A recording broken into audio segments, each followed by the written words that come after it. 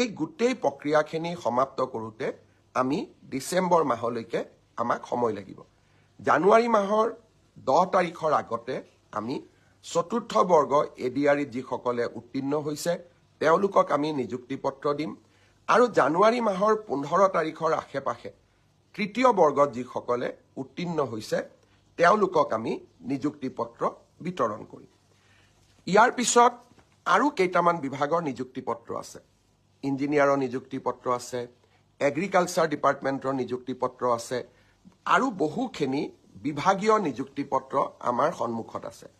বিভাগীয় নিযুক্তি পত্ৰখিনি আমি ফেব্ৰুৱাৰী মাহৰ 10 তাৰিখৰ আগতে আমি শেষ কৰিম।